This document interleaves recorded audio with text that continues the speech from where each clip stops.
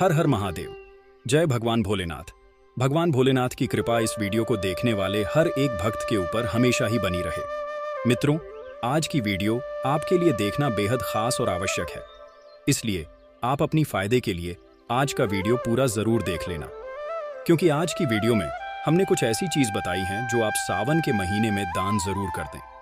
क्योंकि इन चीजों का अगर आप दान कर देती हैं, जो कि भगवान शिव या कि सावन के महीने में आप इन चीजों का दान कर देते हैं, तो भगवान भोलेनाथ की कृपा आप पर ऐसी बरसती है जिसकी आपने कभी कल्पना भी नहीं की होगी।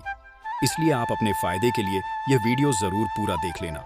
साथ में मैं सौगंध खाता हूं कि आपकी हर एक मनोकामना इच्छा पूरी ना हो जाए तो मुझे बताना मित्रों, क्योंकि आज की जो वीडियो में हम आपको बताने वाले हैं वह जानकारी बेहद खास और धड़ाधड़ है।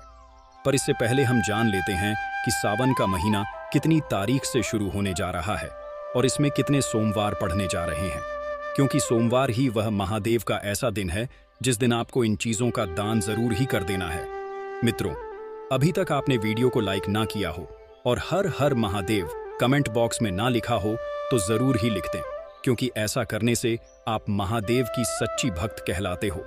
इसीलिए कमेंट बॉक्स में हर हर महादेव जरूर ही लिख दें। चलिए जान लेते हैं 2025 कब से शुरू हो रहा है। सावन माह जाने सही तारीख। शुभ मुहूर्त से लेकर सावन सोमवार की सभी तिथियां भगवान शिव के अति प्रिय माह श्रावण मास जल्द आरंभ होने वाला है। जाने सही तिथि से लेकर अन्य जानकारी देवों के देव शिव शंभु शिव शंकर साल का सबसे प्रिय माह श्रावण मास माना जाता है। इस पूरे के दौरान भक्तगण भगवान शिव को प्रसन्न करने के लिए विभिन्न तरह से पूजा अर्चना करते हैं। शास्त्रों में कहा गया कि भोलेनाथ को अगर एक लोटा जल चढ़ा दें तो वह अति प्रसन्न हो जाते हैं और बिना मांगे ही सब कुछ दे देते हैं। बता दें, आषाढ़ पूर्णिमा के समापन के साथ ही श्रावण माह आरंभ हो जाता है। आइए जानते हैं सावन माह कब से हो रहा है। शुरू साथ ही जाने सावन सोमवार की तिथियां शुभ मुहूर्त के साथ हर एक जानकारी कब से कब तक सावन 2025। हिंदू पंचांग के अनुसार श्रावण मास की कृष्ण पक्ष की प्रतिपदा तिथि सावन सोमवार 2025 में 14 जुलाई से शुरू होकर 4 अगस्त को समाप्त होंगे और इस दौरान 4 सोमवार पड़ेंगे जो क्रमशः 14 जुलाई, 21 जुलाई, 28 जुलाई और 4 अगस्त 2025 को पड़ेंगे। श्रावण पूर्णिमा के साथ समाप्त होगा सावन 2025 पर बन रहा दुर्लभ योग। इस साल सावन माह में करीब 72 साल बाद दुर्लभ संयोग बन रहा है। बता दें कि इस साल श्रावण मास सावन सोमवार के साथ आरंभ हो रहा है और इसी दिन के साथ समाप्त हो रहा है। इस साल कुल 5 सावन सोमवार पड़ रहे हैं। अमृत सिद्धि योग के साथ ही रवि योग बन रहा है। इसके साथ ही ग्रहों की स्थिति के कारण कुबेर योग, मंगल गुरु, युति शुक्र, आदित्य योग, बुद्धा आदित्य, लक्ष्मी नारायण योग, गजकेसरी योग, राजयोगों जैसे योग बन रहे हैं सावन सोमवार। मित्रों, साथ में हम आपको और भी बहुत सी जानकारी देंगे कि आपको सावन के महीने में क्या खाना है, क्या नहीं खाना है। पर उससे पहले हम जान लेते हैं कि सावन के महीने में आपको कौन सी चीजों का दान करना बेहद खास और आवश्यक है, जो कि आप जरूर ठीक करें। जान लेते हैं सावन में जरूर करें। इन चीजों का दान बनी रहेगी। खुशहाली किसी भी समय दान करना बहुत शुभ माना जाता है और इससे आपके जीवन में समृद्धि बनी रहती है। खास तौर पर यदि आप सावन में कुछ चीजों का दान करते हैं तो आपके लिए बहुत शुभ माना जाता है। सावन का पूरा महीना भगवान शिव की भक्ति में सराबोर होने का समय माना जाता है। इस दौरान भक्त शिव जी को प्रसन्न करने के लिए कई उपाय आजमाते हैं। इनमें से एक उपाय दान पुण्य करना भी है। ऐसा माना जाता है कि यदि आप इस महीने कुछ विशेष चीजों का दान करते हैं तो आपके घर में हमेशा समृद्धि बनी रहती है। ऐसा माना जाता है कि इस महीने के दौरान कुछ वस्तुओं का दान करने से भगवान शिव का आशीर्वाद मिल सकता है। आइए ज्योतिषाचार्य डे आरती दहिया जी से जानें कि सावन में किन चीजों का दान आपके लिए फलदायी हो सकता है और इससे जीवन में समृद्धि आ सकती है। गुड़ का दान। यदि आप सावन में गुड़ का दान करते हैं तो आपके घर के लोगों के बीच सदैव मिठास बनी रहेगी। इस उपाय से आपके घर की आर्थिक समस्याएं दूर होती हैं और बाहर के रिश्तों में भी मधुरता बनी रहती है। सावन के सोमवार के दिन भगवान शिव को गुड़ का दान करना या गाय को खिलाना बहुत ही शुभ कार्य माना जाता है। यदि आपको नौकरी में समस्याएं आ रही हैं तो यह उपाय जरूर आजमाएं। दूध भगवान शिव की प्रिय सामग्रियों में से एक है और इसे शिव जी के लिए बहुत उपयुक्त प्रसाद माना जाता है। यदि आप सावन के महीने में किसी जरूरतमंद को दूध का दान देते हैं तो आपके घर में सदैव समृद्धि बनी रहती है। इसके साथ ही यदि आप सावन में लोगों को पानी पिलाते हैं तो यह भी आपके लिए बहुत शुभ होगा। इस माह किसी मंदिर में जल दान करने से जीवन में शांति बनी रहती है और सेहत अच्छी बनी रहती है। भोजन का दान। यदि सावन के महीने में आप मंदिरों, आश्रमों या जरूरतमंदों को भोजन का दान करते हैं तो यह आपके भावी जीवन के लिए बहुत शुभ माना जाता है। भोजन का दान करने के साथ आप गरीबों को पैसों का दान भी करें, जिससे भगवान शिव की असीम कृपा बनी रहती है। इस महीने भोजन के साथ मौसमी फलों का दान भी आपके लिए शुभ है। इसके साथ आप किसी ऐसे स्थान पर धन का दान कर सकते हैं जहां इसकी आवश्यकता हो, जैसे अनाथ आश्रम या किसी शिक्षण संस्थान में। सावन में आप स्कूलों, पुस्तकालयों या शिक्षा को बढ़ावा देने वाले संगठनों को किताबें भी दान करें। वस्त्रों का दान। यदि आप सावन के महीने में किसी जरूरतमंद को वस्त्रों का दान करती हैं तो आपके जीवन में सदैव समृद्धि बनी रहती है। वस्त्रों का दान करने से भगवान शिव मिलता का है आशीर्वाद और आपकी आर्थिक स्थिति भी अच्छी बनी रहती है। सावन के दौरान कपड़े दान करना दूसरों के साथ अपना आशीर्वाद साझा करने के एक तरीके के रूप में देखा जाता है। यह सहानुभूति और उदारता की भावना को दर्शाता है। चांदी का शिवलिंग। चांदी का शिवलिंग भगवान शिव का प्रतीक माना जाता है। यदि आप सावन के महीने में अपनी सामर्थ्य के अनुसार चांदी के शिवलिंग का दान करते हैं तो आपके लिए बहुत शुभ संकेत हो सकते हैं। यह उपाय आपके जीवन में समृद्धि लाने के साथ आपको धन लाभ दिलाने में भी मदद करेगा। सावन में चांदी का शिवलिंग दान करने से सफलता का मार्ग प्रशस्त होता है। यह भी कहा जाता है कि यह बाधाओं को दूर करने और सौभाग्य लाने में मदद करता है। अनाज का दान करना। सावन में अनाज का दान करना भी बहुत शुभ माना जाता है और इससे आपके जीवन की समृद्धि बनी रहती है। यदि आप इस समय मुख्य रूप से चावल का दान करते हैं तो यह बहुत लाभकारी हो सकता है और इससे आपकी आर्थिक स्थिति भी ठीक रहती है। सावन में अनाज के दान का अन्य दानों से कई गुना फल मिलता है। यह भगवान शिव के प्रति आभार व्यक्त करने का एक तरीका है, जो कृषि के देवता भी माने जाते हैं। दूसरा, यह जरूरतमंदों की मदद करने का एक तरीका है जिसके शुभ फल आपको मिलते हैं। यदि आप सावन में यहाँ बताई चीजों का दान करते हैं तो आपको कई शुभ फल मिलते हैं। अगर आपको यह स्टोरी अच्छी लगी हो तो इसे प्रसन्न करने के लिए जाना जाता है। मित्रों, सावन में कुछ ऐसी गलतियां हो जाती हैं जो आपको भूल कर भी नहीं करनी चाहिए, क्योंकि इन गलतियों का आपको बहुत बड़ा हार जाना भुगतना पड़ सकता है। एक तरह से कहा जाए तो आपकी पूरी जिंदगी बर्बाद हो सकती है। अगर आप सावन के महीने में ऐसी कुछ गलतियां कर देते हो तो इसीलिए वह भी आपको जानना बेहद ही जरूरी है। मित्रों, आपको हम बता दें कि यह गलतियां आपको भूलकर भी नहीं करनी चाहिए। चलिए जान लेते हैं वह कौन सी गलतियां हैं जो आपको नहीं करनी चाहिए। सावन के व्रत में इन चीजों को खाने से बचें, वरना हो सकती है गैस ऑफ ब्लोटिंग की समस्या। सावन का महीना कुछ दिनों में शुरू होने वाला है और लोग कावड़ यात्रा की तैयारी में जुट गए हैं। सावन का महीना भगवान शिव का महीना कहा जाता है। इस महीने कई लोग सोमवार और मंगलवार को मां का व्रत भी रखते हैं। ज्यादातर लोग व्रत के दौरान अपनी सेहत का ध्यान रखना भूल जाते हैं, लेकिन बता दें कि व्रत के दौरान शरीर के सेहत का ध्यान रखना बेहद जरूरी होता है। कई लोगों को व्रत के चलते गैस ब्लोटिंग की समस्या शुरू हो जाती है, जो व्रत में काफी परेशानी बन जाती है। अगर आप भी इस सावन व्रत रख रहे हैं और आपको भी व्रत में गैस की समस्या होती है तो आज हम आपको कुछ सलाह देंगे जो आपको इन समस्याओं से दूर रखेगी। इस लेख में हम आपको ऐसे खान पान के बारे में बताएं जो आपको व्रत के समय और उसके बाद नहीं खानी है। इन खानों की वजह से आपको गैस जैसी समस्याएं होती हैं। आइए फिर जानते हैं कि व्रत में किन किन चीजों का सेवन नहीं करना है। व्रत में इन चीजों को खाने से चाय और कॉफी का मजा ही अलग है।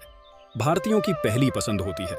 ये दोनों चीजें आपने अक्सर देखा हो कि हर कोई व्रत में चाय या कॉफी जरूर पीता है, पर आपको बता दें कि यह एक गलत है। व्रत में कभी भी चाय कॉफी का सेवन नहीं करना चाहिए, क्योंकि यह खाली पेट पीने से गैस, छाती में जलन व खट्टी डकारें जैसी समस्याएं दे सकती है। ध्यान दें कि कभी भी व्रत में चाय व कॉफी का सेवन नहीं ना करें। Dairy products. रोजाना जिंदगी में दूध और उससे बनी चीजें सेहत के लिए फायदेमंद होती हैं, लेकिन व्रत में यह नुकसानदायक होती है। ज्यादातर लोग व्रत में दूध का सेवन करते हैं, पर आपको इसके सेवन से बचना चाहिए। दूध को पीने से पेट में भारीपन सा महसूस होता है, जिसके चलते पेट में दर्द और ठंड शुरू हो जाती है। जितना हो सके व्रत में दूध उससे बनी चीजों का सेवन कम करें। आलू चिप्स वहन या स्नैक्स मार्केट में वृत्त के लिए अलग से फीके आलू के चिप्स या अन्य स्नैक्स मिलते हैं जिससे नहीं खाना चाहिए। रोजाना की लाइफ में तली हुई चीजें खाने से पेट में गैस बन जाती है। व्रत के समय खाली पेट में तली हुई चीजें खाना किसी नुकसान से कम नहीं है, इसलिए व्रत में व्रत वाले आलू के चिप्स खाने से बचना चाहिए। व्रत खोलते समय ना करें। यह गलती ध्यान दें कि कभी भी व्रत खोलते समय हैवी खाना नहीं खाना चाहिए, क्योंकि ऐसे में ब्लोटिंग की समस्या जल्दी हो जाती है। हैवी खाना जैसे मसालेदार तला हुआ या फिर ज्यादा मात्रा में खाना। अगर आप इस बात पर गौर करेंगे तो सोते समय कोई परेशानी नहीं होगी और आपको पेट से संबंधित कोई दिक्कतें नहीं आएगी। वहीं कुछ गलतियों को इस माह में करने से बचना चाहिए। इन छोटी छोटी गलतियों के कारण भगवान शिव रुष्ट भी हो सकते हैं। ज्योतिष एक्सपर्ट डॉ. राधाकांत वध से आइए जानते हैं कि सावन में किन गलतियों को नहीं करना चाहिए और क्या करना चाहिए। शिवलिंग पूजा के दौरान महादेव को जल, दूध, पुष्प, चंदन आदि के अलावा रुद्राक्ष जरूर अर्पित करें। रुद्राक्ष अर्पित करने से भगवान शिव के 8 पुत्र जल्दी प्रसन्न होते हैं, तो भक्त के कष्ट हर उस पर अपनी कृपा बरसाते हैं। सावन माह में किसी भी एक सोमवार भगवान शिव को पंचामृत अर्पित करें और शिव हृदय स्तोत्र का पाठ करें। सावन माह में गौ के साथ साथ किसी बैल की सेवा जरूर करनी चाहिए। बैल के लिए चारा दान करना चाहिए। सावन भले ही शिव जी का माह हो, लेकिन माता पार्वती शिव की अर्धांगिनी है, इसलिए उनकी पूजा भी करें। माता पार्वती और शिव जी की साथ में पूजा करें। शिवलिंग को लगाया चंदन अपने माथे पर भी लगाएं। सावन के महीने में बैंगन नहीं खाना चाहिए। यहाँ तक कि द्वादशी और चतुर्दशी तिथि पर भी बैंगन खाने से बचना चाहिए। सावन के महीने में तामसिक भोजन जैसे नॉनवेज, लहसुन, प्याज और पीने वाली चीजें जैसे कि शराब आदि से बचे। शिवलिंग को हिंदू धर्मशास्त्रों में पुरुष तत्व बताया गया है। ऐसे में शिवलिंग की पूजा करें, लेकिन उसे स्पर्श करने से बचे। कुमकुम, सिंदूर और श्रृंगार से जुड़ा कोई भी सामान अर्पित करने की गलती ना करें। भगवान शिव को भूल से भी केतकी के पुष्प अर्पित ना करें और शिवलिंग की पूजा संध्या काल के समय करने से बचें। पूरे सावन माह के दौरान काले रंग के कपड़े पहनने से बचें। खास तौर पर शिव पूजन के दौरान काले कपड़े ना पहनें। महादेव की पूजा के बाद यदि आप किसी का अपमान करते हैं या अपशब्द बोलते हैं तो ऐसी भक्ति फलित नहीं होती है। मित्रों, चलिए अब हम आपको बता देते हैं कि सावन के महीने में कुछ ऐसे वास्तु उपाय हैं जो आपको जरूर ही करनी चाहिए। अगर आप इन उपायों को कर लेते हैं तो आपका भाग्य भी बदल जाता है। एक तरह से कहा जाए तो आपके भाग्य में 4 चांद लग जाते हैं। अगर आप सावन के महीने में इन खास उपायों को कर लेते हैं तो आपको बहुत ही जल्दी लाभ ही लाभ होता है और आप भगवान से एवं समस्त देवी देवताओं की कृपा आप पर हो जाती है। इसलिए आप इन उपायों को जरूर करें, क्योंकि इससे आपके जीवन में आपको लाभ ही लाभ होता है। साथ में अभी तक अपनी वीडियो को लाइक ना किया हो तो वीडियो को लाइक जरूर कर दें। साथ में हर हर महादेव कमेंट बॉक्स में जरूर ही लिख दें। अगर आपको वीडियो अच्छा लग रहा है तो वास्तु एक ऐसा प्राचीन भारतीय विज्ञान है जो वस्तुओं के रखरखाव में हमारी मदद करने के साथ घर में समृद्धि का कारण भी बनता है। ऐसा माना जाता है कि अगर घर में रखी गई हर एक वस्तु सही स्थान और दिशा पर हो तो आपके जीवन में आने वाली समस्याएं भी दूर हो सकती हैं। इसी तरह हर एक महीने और पर्व के लिए भी अलग अलग तरह के वास्तु उपाय बताए जाते हैं। जब बात सावन के महीने की हो तो यह हिंदू कैलेंडर का 5वां महीना है और यह भगवान शिव को समर्पित समय माना जाता है। इस पूरे महीने में शिव जी का पूजन किया जाता है और यदि इस माह में आप वास्तु के कुछ उपाय आजमाती हैं तो आपके जीवन में पूरे साल सुख समृद्धि बनी रहती है। आइए ज्योतिषाचार्य एवं वास्तु विशेषज्ञ डॉ. आरती दहिया जी से जानें उन वास्तु उपायों के बारे में। घर की इस दिशा में रख शिवलिंग सावन के महीने में अपने घर के ईशान कोण में शिवलिंग रखें। यह शिवलिंग वास्तु के अनुसार रखें। शिवलिंग रखने के लिए सबसे शुभ दिशा मानी जाती है और ऐसा कहा जाता है कि यह भगवान शिव से सकारात्मक ऊर्जा और आशीर्वाद को आकर्षित करता है। यदि आपके घर में शिवलिंग नहीं है तो आप सावन में जरूर इसे घर लाएं। इससे आपके जीवन में समृद्धि बनी रहेगी। इस दिशा में ना रखें नुकी वस्तुएं। यदि आपके घर में नुकीली वस्तुएं जैसे कोई भी औजार या दर्पण गलत दिशा में रखा है तो इसे ठीक स्थान पर रखें। आपको उत्तर या पूर्व दिशा में नुकीली वस्तुएं या दर्पण रखने से बचें। अगर यह इन दिशाओं में है तो आपको आर्थिक नुकसान हो सकते हैं। ये वस्तुएं नकारात्मक ऊर्जा पैदा कर सकती हैं और सकारात्मक ऊर्जा के प्रवाह को अवरुद्ध कर सकती है। सावन के महीने में अपने घर की दक्षिण पूर्व दिशा में पानी का फव्वारा स्थापित करें। इससे आपके घर में सकारात्मक ऊर्जा का प्रवाह बना रहेगा और समृद्धि को बढ़ावा मिलेगा। सावन के महीने में पानी का स्रोत घर में रखना बहुत शुभ माना जाता है और इससे धन लाभ के संकेत मिलते हैं। घर के कोनों को साफ करें, अपने आसपास और घर का हर एक कोना साफ सुथरा रखें, ऐसा माना जाता है। इस महीने में सुहागन महिलाओं को अपने हाथ में हरी हरी चूड़ियां अवश्य पहननी चाहिए। सावन महीने में सुहागिन महिलाओं को काले कपड़े को छोड़ हरे, लाल और पीले रंग के वस्त्र ही धारण करना चाहिए। डॉट पहनना चाहिए महिलाओं को डॉट, क्योंकि ऐसी मान्यता है कि जो महिलाएं सावन के महीने में पायल पहनती हैं, उनके घर में शिवजी और माता पार्वती स्वयं पधार हैं। सावन में मंगला गौरी के व्रत का खास महत्व। सावन के महीने में सोमवार के साथ साथ मंगलवार के व्रत का भी खास महत्व होता है। मंगला गौरी के इस व्रत में माता पार्वती की पूजा की जाती है और व्रत किया जाता है डॉट। इस दिन श्रृंगार सामग्री का दान भी किया जाता है। डॉट इस महीने में सुहागन महिलाओं को मेहंदी लगानी चाहिए। डॉट ऐसा करने से सुहागिन महिलाओं का दांपत्य जीवन खुशहाल रहता है। डॉट सावन के महीने में सुहागिन महिलाओं को हर सोमवार को शिवजी और पार्वती जी के भजन करने चाहिए और सुखी रहने की प्रार्थना करना चाहिए। महिलाओं को शिवलिंग छूने की इजाजत नहीं। सावन में भगवान शिवजी को खुश करने के लिए कई तरह के तरीके अपनाए जाते हैं। सावन के महीने में बैल का हरा चारा खिलाना चाहिए। कहा जाता है कि इस महीने में बैल को खाना खिलाने से घर में सुख समृद्धि आती है। डॉट सावन के महीने में घर में शिवलिंग की स्थापना करके उसकी पूजा करनी चाहिए और भगवान शिव जी के मंत्रों का 108 बार जाप करना चाहिए। कहा जाता है कि ऐसा करने से भगवान शिव जी प्रसन्न होते हैं। सावन के महीने में हर सोमवार पानी में दूध और काले तिल डालकर शिवलिंग का अभिषेक करने से कई तरह की बीमारियों से छुटकारा मिलता है। डॉट धार्मिक मान्यताओं के अनुसार महिलाओं को शिवलिंग छूने की इजाजत नहीं होती। कहा जाता है कि शिव जी तपस्या में लीन रहते हैं और किसी महिला के शिवलिंग को छूने से उनकी तपस्या भंग हो जाती है। माता एवं बहनों, या आपको यह जानना बेहद जरूरी है कि सावन में बाल क्यों नहीं काटे जाते और सावन में बाल क्यों नहीं धोना चाहिए। इसलिए यह भी आप जरूर देखें कि सावन में बालों का महत्व क्या है। सावन में बाल क्यों नहीं काटने चाहिए, वैज्ञानिक कारण जाने। सावन में बाल नहीं काटना एक धार्मिक मान्यता है जिसका पालन वर्षों से किया जा रहा है। किसी भी मान्यता की शुरुआत काल संघ और स्थितियों को देखकर की जाती है। इस संबंध में भी कुछ ऐसा ही है, जिसके अनुसार पहले के समय में पर्याप्त प्रकाश व्यवस्था, सुरक्षित उपकरण और कौशल का अभाव था, जिससे बाल कटवाते समय चोट लगने या घाव होने का खतरा रहता था। सावन के महीने में इस चोट या घाव में संक्रमण और मवाद हो सकता है। सावन बारिश का समय होता है। इस समय किसी कट या घाव के कारण त्वचा में संक्रमण हो सकता है। यही वजह है कि सावन में बाल काटने से मना किया जाता है। सावन के महीने में बालों की देखभाल के टिप्स। यदि आप सावन में बाल नहीं कटवाते हैं तो आपको दो मुंहे बालों और बालों के झड़ने की समस्या का सामना करना पड़ सकता है। जाने इन समस्याओं से बचने के लिए हेयर केयर टिप्स। अपने बालों को बारिश में भीगने के बाद बालों धोएं और हवा से बालों को सुखाना ना भूलें। इस मौसम में हफ्ते में 2 बार नहाने से 15 मिनट पहले नारियल का तेल जरूर लगाएं। अपने बालों को घना बनाने के लिए, बालों को सुलझाने के लिए मोटे दांतों वाली लकड़ी की कंघी का प्रयोग करें। सावन में संक्रमण से बचने के लिए हल्दी और नीम के हेयर मास्क का उपयोग कर सकते हैं। सावन में बालों में कलर लगाने से बचने की सलाह दी जाती है।